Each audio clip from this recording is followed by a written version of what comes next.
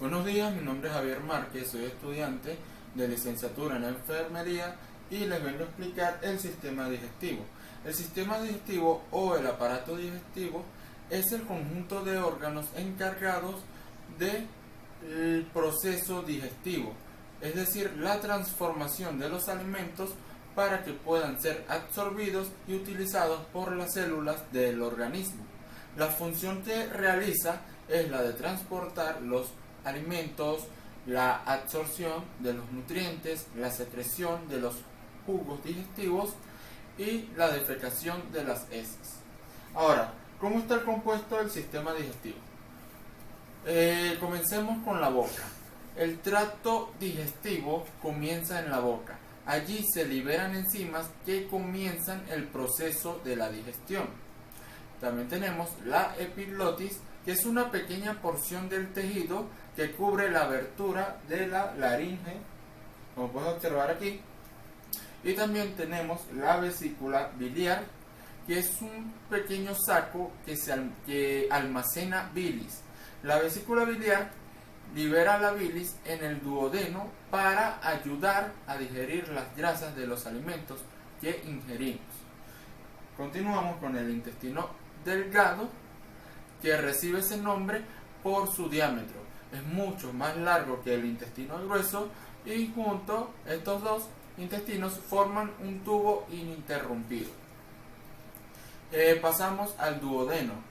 El duodeno es la primera parte del intestino delgado, como puedes observar aquí, y se creía que su ancho era de aproximadamente 12 dedos. Continuamos con el yeyuno. Esta es la sección media del intestino delgado y mide aproximadamente entre 1,5 a 2,5 metros de largo. Por último, del intestino delgado, de una de sus partes, tenemos el íleon, que es la tercera y la última parte del intestino delgado. También es la parte más larga del intestino, teniendo una longitud de 5 a 6 metros de largo. Continuamos con el apéndice, que está unido al ciego, y el apéndice no tiene ninguna función en el sistema digestivo. Seguimos con la faringe, como puedes observar, que puesto que tanto los alimentos como el aire pasan a través de ella, la faringe forma parte del aparato digestivo y del aparato respiratorio. Continuamos con el esófago, que es un tubo muscular blando que mueve los alimentos desde la faringe hasta el estómago. Seguimos con el hígado, que es el órgano interno más grande del cuerpo, el cual cumple muchas tareas, como las de almacenar energía y ayudar al cuerpo a deshacerse de las toxinas. Continuamos con el estómago. El estómago tiene un revestimiento interno resistente, capaz de soportar el ambiente altamente ácido que se necesita para descomponer los alimentos. Seguimos con el páncreas. El páncreas fabrica hormonas como la insulina para regular el nivel de glucosa en la sangre. También crea enzimas que descomponen los alimentos en los intestinos. Continuamos con el intestino grueso, el cual se divide en tres partes: el colon, el ciego y el recto. El ciego es la porción inicial del intestino grueso y tiene forma de saco. El colon es la parte más grande del intestino y se divide en tres secciones: el colon ascendente, que lo puedes observar aquí, el colon transverso y el colon descendente. Por último tenemos el recto, el cual es el tramo final del intestino grueso. Este mide aproximadamente entre 15 y 20 centímetros. Allí se almacena a la materia fecal hasta que sale expulsada del cuerpo.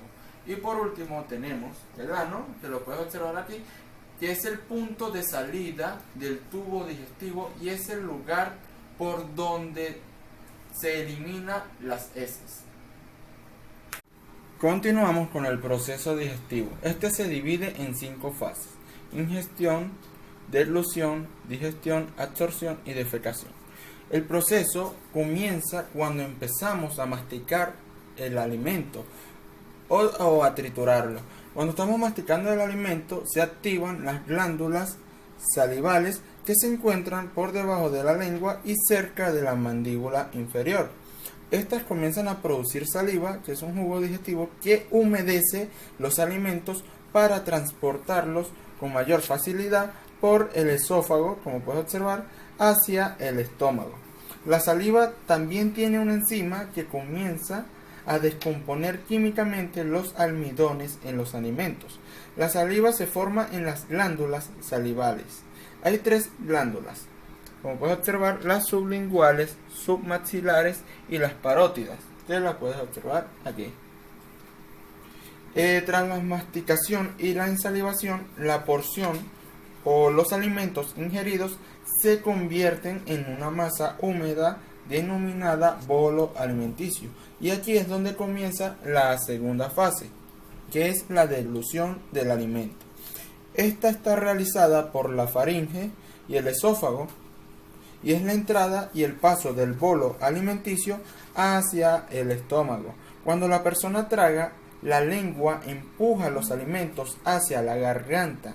Una vez que la persona comienza a tragar, el proceso se vuelve automático. El cerebro envía señales a los músculos del esófago y la peristalsis empieza empujando la comida por el esófago hacia el estómago, y un pequeño colgajo de tejido llamado epiglotis se pliega sobre la tráquea, evitando que la persona se ahogue y así los alimentos puedan pasar al esófago. El bolo alimenticio se desplaza por los movimientos peristálticos de los músculos del esófago, un tubo el cual mide unos 23 centímetros de longitud. Una vez que la persona comienza a tragar, el proceso se vuelve automático. Y cuando los alimentos llegan al final del esófago, un anillo llamado esfínter esofágico inferior se relaja, permitiendo que los alimentos puedan pasar al estómago.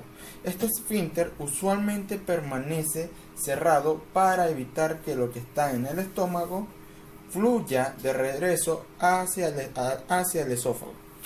Después de que los alimentos entran al estómago, los músculos del estómago mezclan el bolo alimenticio con jugos digestivos, transformándolo en un líquido denominado o llamado quimo, quimo, el cual luego de ser transformado pasa al intestino delgado, y aquí es donde comienza la cuarta fase, que es la absorción.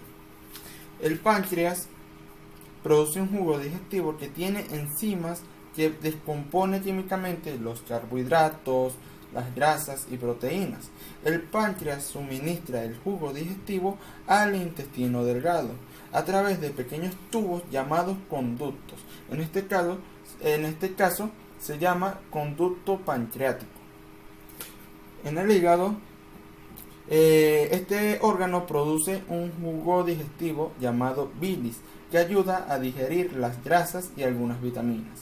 Los conductos biliares transportan la bilis desde el hígado hasta la vesícula biliar, que lo puedes observar aquí, que almacena la vesícula biliar para ser almacenada, o hasta el intestino delgado para ser usada. La vesícula biliar almacena la bilis entre comidas. Cuando una persona come, la vesícula biliar exprime la bilis hacia el intestino delgado a través de los conductos biliares. Como dije anteriormente, pasamos a la absorción intestinal. El intestino delgado mezclan los músculos con jugos digestivos del páncreas, hígado e intestino, dando lugar a un líquido denominado quilo.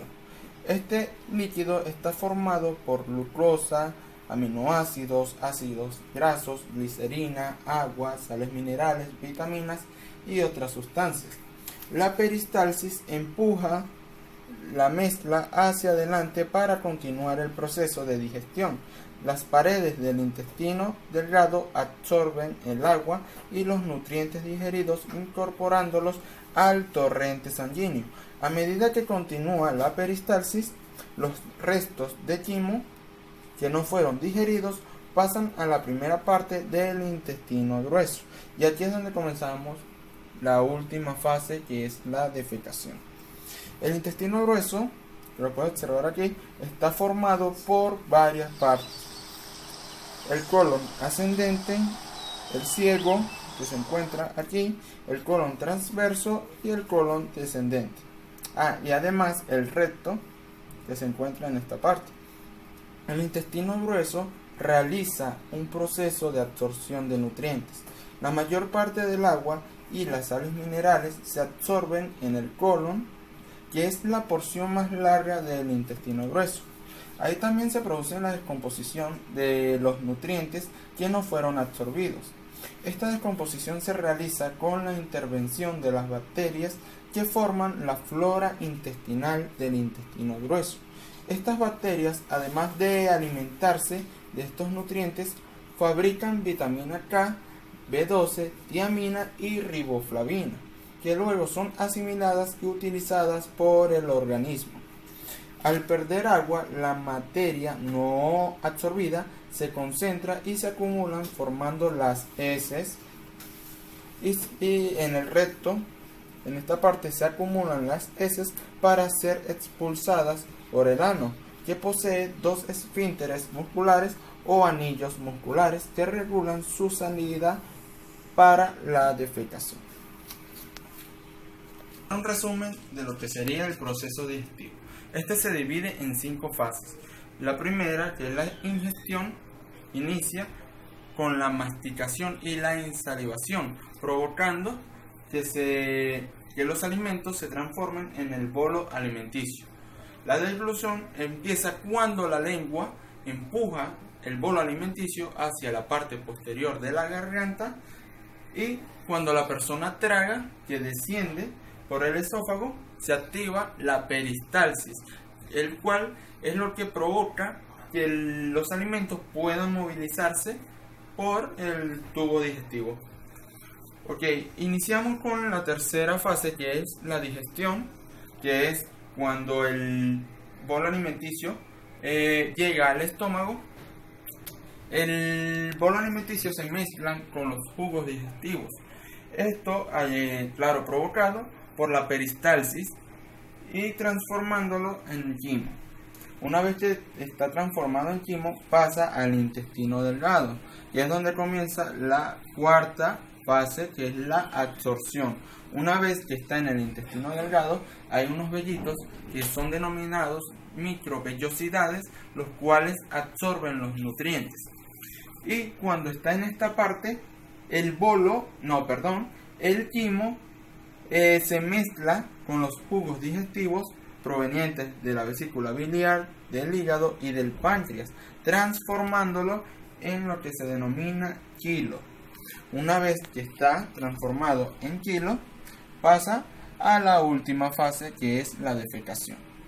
Cuando pasa al intestino grueso, que es donde inicia la última fase, en esta fase es donde se absorbe el agua y las sales minerales, y los alimentos que no fueron digeridos se acumulan y se concentran, transformándose en heces, los cuales son acumulados en el recto, siendo expulsados por el ano. Y así serían los posibles trastornos del aparato digestivo. Casi todas las personas tienen un problema digestivo en algún momento de su vida. Algunos trastornos, como la indigestión o la diarrea leve, son muy comunes. Resultan en malestar leve y mejoran por sí mismas, o son fáciles de tratar. Otros, como la enfermedad intestinal inflamatoria, pueden durar mucho tiempo o ser muy problemáticas. El gastroenterólogo es el médico que se especializa en el aparato digestivo. Ahora vamos con los trastornos que afectan al esófago. los cuales pueden ser congénitos, lo que significa que una persona nace con ellas, o adquiridos o no congénitos, lo que significa que una persona puede desarrollarlos después de nacer. Algunos ejemplos incluyen o son los siguientes: la fístula traqueoesofágica y atresia esofágica son ejemplos de enfermedades congénitas. La esofagitis o inflamación del esófago es un ejemplo de un trastorno no congénito. La esofagitis puede ser provocada por una infección o ciertos medicamentos. Continuamos con los trastornos que afectan al estómago y los intestinos. Las infecciones gastrointestinales pueden ser causadas por virus, por bacterias o por parásitos intestinales como la amebiasis y la giardiasis. ¿Cuáles son los síntomas que pueden presentar? Los síntomas son dolor o cólicos abdominales, diarrea y a veces vómitos. También tenemos la apendicitis, que es una inflamación del apéndice. Sus síntomas clásicos de la apendicitis son el dolor abdominal, la fiebre, pérdida de apetito y vómitos. Seguimos con los trastornos del páncreas, hígado y la vesícula biliar. Los trastornos que afectan a estos órganos suelen afectar la capacidad de estos órganos para producir enzimas y otras sustancias que ayudan a la digestión. Algunos ejemplos son la fibrosis quística, que es una enfermedad crónica hereditaria. Está la hepatitis, que es una infección viral en la que el hígado de una persona se inflama y puede perder su capacidad funcional. La vesícula biliar puede desarrollar cálculos e inflamarse, una enfermedad denominada colecistitis. Las clases y cantidades de alimentos que una persona come y la manera en la que el aparato digestivo procesa dichos alimentos juegan un rol importante en el mantenimiento de la buena salud. La ingestión de una dieta sana es la mejor manera de prevenir los trastornos digestivos más comunes. Ahora, ¿cómo podemos ayudar al sistema digestivo? Puedes ayudar a tu sistema digestivo bebiendo agua y llevando una dieta saludable que contenga los alimentos ricos en fibra, los cuales se pueden encontrar en la fruta, la verdura y los cereales integrales, los cuales ayudan a las heces a avanzar a lo largo del tubo digestivo. Por último, ¿por qué es importante la digestión? La digestión es importante porque el cuerpo necesita los nutrientes provenientes de los alimentos y bebidas para funcionar correctamente y mantenerse sano. Las proteínas, las grasas, los carbohidratos, las vitaminas, los minerales y el agua son nutrientes. El aparato digestivo descompone químicamente los nutrientes en partes lo suficientemente pequeñas como para que el cuerpo pueda absorber los nutrientes y usarlos para la energía, el crecimiento y reparación de las células. Las proteínas se descomponen químicamente en aminoácidos. Las grasas se descomponen químicamente en ácidos grasos y glicerol. Y por último, los carbohidratos se descomponen químicamente en azúcares simples. Esta fue toda mi explicación, espero que hayan comprendido y que les haya gustado.